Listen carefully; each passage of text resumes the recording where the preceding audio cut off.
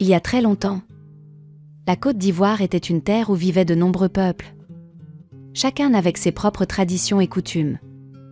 Les Akan, les Krou et les Mandés étaient quelques-uns de ces peuples. Ils vivaient en harmonie avec la nature et faisaient du commerce entre eux. Mais un jour, au XVe siècle, des marins venus d'Europe, notamment des Portugais, arrivèrent sur les côtes ivoiriennes. Ils étaient attirés par les richesses du pays, comme l'or et l'ivoire. Plus tard, d'autres Européens, notamment les Français, commencèrent à s'installer en Côte d'Ivoire. Ils établirent des comptoirs commerciaux et commencèrent à échanger avec les habitants. En 1893, la France fit de la Côte d'Ivoire une colonie. Cela signifie que la Côte d'Ivoire était sous le contrôle de la France. Les Français apportèrent leur langue, construisirent des écoles et des routes, mais ils imposèrent aussi leur manière de vivre aux Ivoiriens. La vie sous la colonisation n'était pas facile pour les Ivoiriens. Ils devaient travailler dur dans les plantations de café et de cacao, souvent sans être bien payés. Mais les Ivoiriens n'abandonnèrent jamais leur rêve de liberté. Parmi les leaders qui luttaient pour l'indépendance, il y avait un homme courageux nommé Félix Houphouët-Boigny. Il était fermier et médecin, et il croyait fermement que la Côte d'Ivoire devait être libre et indépendante. Félix Houphouët-Boigny travailla sans relâche pour obtenir des droits pour les Ivoiriens. Il forma des syndicats pour aider les travailleurs et devint une figure importante dans la politique de la colonie. En 1946, Félix Houphouët-Boigny créa un parti politique appelé le PDCI, Parti démocratique de Côte d'Ivoire. Ce parti luttait pour l'indépendance et les droits des Ivoiriens. Houphouët-Boigny devint rapidement un leader respecté et influent. Après des années de lutte et de négociations, les efforts de Houphouët-Boigny et de ses partisans portèrent leurs fruits. Le 7 août 1960, la Côte d'Ivoire devint officiellement indépendante de la France. C'était un jour de grande célébration pour tous les Ivoiriens. Félix Houphouët-Boigny devint le premier président de la Côte d'Ivoire. Il travailla dur pour développer le pays, construire des écoles, des hôpitaux et des routes, et améliorer la vie de tous les Ivoiriens. Grâce à l'indépendance, la Côte d'Ivoire put grandir et se développer à son propre rythme. Les Ivoiriens purent prendre leurs propres décisions et construire un avenir meilleur pour leurs enfants. Aujourd'hui, la Côte d'Ivoire est un pays fier et indépendant, riche de sa culture et de son histoire. L'héritage de Félix Houphouët-Boigny et de la lutte pour l'indépendance continue d'inspirer les Ivoiriens à travailler ensemble pour un avenir prospère et harmonieux. Les enfants ivoiriens apprennent cette histoire pour se rappeler que la liberté et l'indépendance sont précieuses. Ils apprennent aussi que grâce à la détermination et au courage, même les plus grands défis peuvent être surmontés. Ainsi, chaque année, le 7 août, les Ivoiriens célèbrent l'indépendance de leur pays avec des danses, des chants et des festivités, honorant la mémoire de ceux qui ont rendu possible la liberté dont ils jouissent aujourd'hui. Aujourd'hui, la Côte d'Ivoire est un pays merveilleux, plein de couleurs et de cultures diverses. Il y a plus de 60 ethnies différentes en Côte d'Ivoire, chacune avec ses propres coutumes, traditions et histoires. Aujourd'hui, nous allons découvrir quelques-unes de ces ethnies pour mieux comprendre la richesse de notre pays. Les Akan sont l'un des plus grands groupes ethniques de Côte d'Ivoire. Les principaux sous-groupes des Akan sont les Baoulés, les Agnis et les Abrons. Ils vivent principalement dans le centre et l'est du pays. Les Baoulés sont connus pour leur artisanat, notamment les sculptures en bois et les tissages de pagne. Ils célèbrent de nombreuses fêtes traditionnelles, comme la fête des Ignames, avec des danses et des chants. Les Agnis, qui vivent dans l'est de la Côte d'Ivoire, sont aussi réputés pour leurs traditions culturelles riches.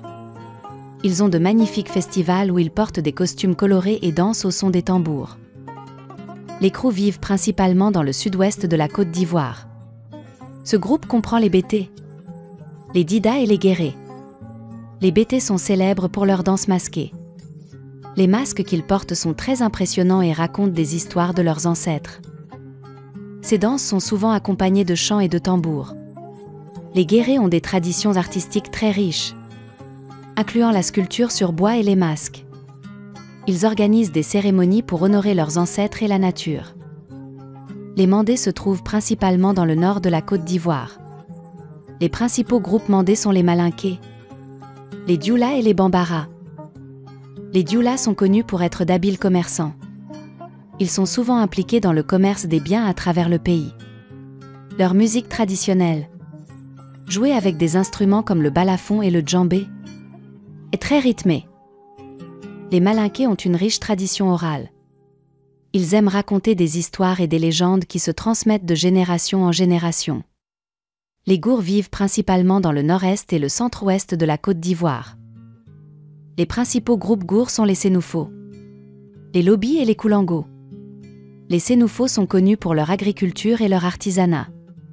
Ils créent de magnifiques sculptures en bois et des poteries. Leur danse, souvent accompagnée de tambours et de flûtes, est très importante dans leurs cérémonies. Les Lobis ont une culture très liée à la nature. Ils croient en de nombreux esprits et font des offrandes pour protéger leur communauté et leurs champs. La Côte d'Ivoire est le plus grand producteur de cacao au monde. Le cacao est le fruit qui sert à fabriquer le chocolat. Les fermiers ivoiriens cultivent beaucoup de cacaoyers dans leurs plantations. Le café est une autre culture très importante. Beaucoup de gens dans le monde boivent du café tous les jours, et une grande partie de ce café vient de la Côte d'Ivoire. L'hévéa est l'arbre dont on extrait le caoutchouc. Le caoutchouc est utilisé pour fabriquer des pneus et d'autres produits en caoutchouc. L'huile de palme provient des fruits du palmier à huile. Elle est utilisée pour cuisiner et dans de nombreux produits alimentaires. Avec ses côtes longues et ses nombreux lacs et rivières, la Côte d'Ivoire a une industrie de la pêche très développée. Les pêcheurs ivoiriens attrapent du poisson, des crevettes et d'autres fruits de mer. La Côte d'Ivoire possède des mines d'or. L'or est un métal précieux utilisé pour fabriquer des bijoux et dans certaines technologies. Le pays a aussi des gisements de diamants, de fer, de manganèse et de bauxite. Ces minéraux sont importants pour l'industrie et la construction. La Côte d'Ivoire a des usines qui transforment les produits agricoles comme le cacao et le café. Ces usines fabriquent du chocolat, du café moulu et d'autres produits prêts à être consommés. Il y a aussi des usines textiles qui fabriquent des vêtements et des tissus. Les tissus traditionnels, comme le pagne, sont très appréciés. Le commerce est une partie importante de l'économie.